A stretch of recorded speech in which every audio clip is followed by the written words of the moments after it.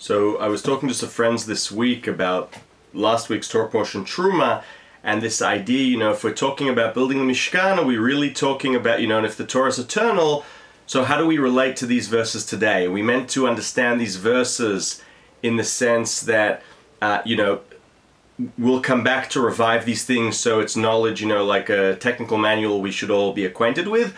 Or are we meant to take this like the Hasidic approach, look at this internally and how this affects our daily lives? And so in this prism, I kept on reading this week's Torah portion Tetzaveh, unknowingly. So I start reading the Torah portion of Tetzaveh, and we notice that it is very... so we have this peak of the holy work of the Kohanim. This idea of what they're meant to wear, and the fire that they're meant to light. You're using all of your five senses, smelling and feeling, the Urim and Tumim, and the peak of this, of course, is eating a cow, but in a sanctified place.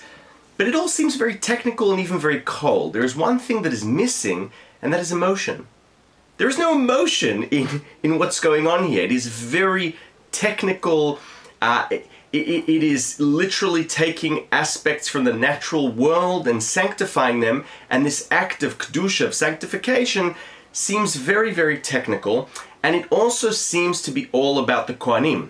If I'm an Israelite, I find myself probably back then and today saying, well, what about me? Where do we fit into this? And then something magnificent happens. Towards the end of the Torah portion, after we finished, it's all about the Kohanim, we then reach a passage where we're told, again, like last week's two, like the sort of internal sanctuary mikdash and the external physical one, after everything that we've been told about this technical process, then God tells us, where are we? 45. Then I shall rest my presence among the children of Israel, and I shall be their God. They shall know that I am Hashem their God, who took them out of the land of Egypt to rest my presence among them. I am Hashem their God. Wow.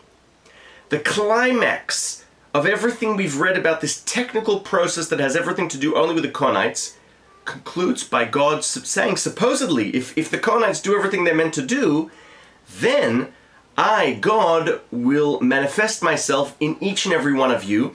And then the emotion pours out of here because, we're talking about Jews who, when this is being written, remember what it felt like, the tyranny of Pharaoh and being a slave. So this is, emotion is spewing out of this. So it's all about all of us, and it's all about emotion and feeling with our hearts the presence of the Lord. How do the two connect? How do we connect between this cold, technical Kohanite process and this wonderful ending? And I think this is perhaps further evidence that the Torah, as the Maggid of Zlotchov taught us, is eternal, and that we are meant to understand all of the Kohanites' work. Our goal is to read the Kohanites' work and to try and understand the inner, deeper meaning of what the Kohen is doing. When he's using all of his five senses to sanctify God's name, this is what we need to be doing. And when we do this, then we will feel this emotion and the presence of the Lord. Thoughts on the Torah portion of Tetzaveh. Shabbat Shalom.